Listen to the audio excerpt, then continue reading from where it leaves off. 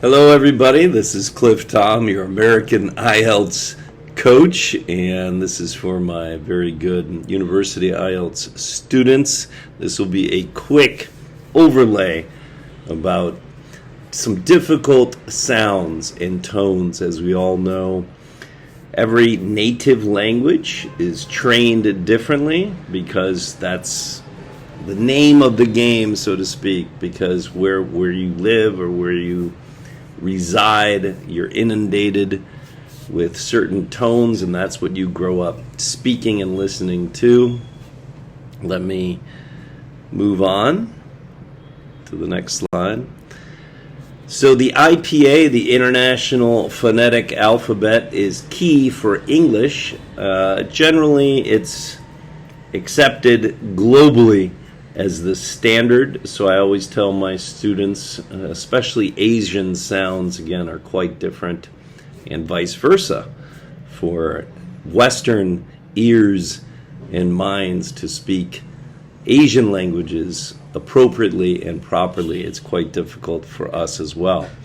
But the IPA is very key, it's essential, so I always provide the videos. You can find these online as well. And just practice, just repeat the sounds and tones.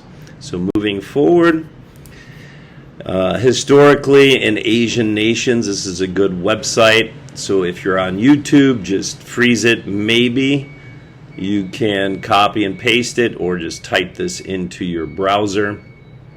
Hopefully it's not blocked anywhere in Asia. But these are some historically, difficult Asian sounds and tones to speak, as well as here's some Middle Eastern sounds and tones are difficult too. That's just a different nuances when you're trying to speak native English from different parts of the world, as well as European countries have different pronunciations as well, and of course Hispanic speakers. So if your goal, it all depends on what your goal is. If you want to sound more natural, then by all means follow the IPA. That's the goal, I would think, of any natural or any foreign language speaker, is to speak, want and desirous to speak naturally, to sound like the individual from that country. So wherever you would like to learn, especially for my IELTS students, if you want to learn in England, then by all means watch more British accents, Scottish if you want to study in Scotland, Wales if you want to study in Wales, American if you want to study in America, etc., etc.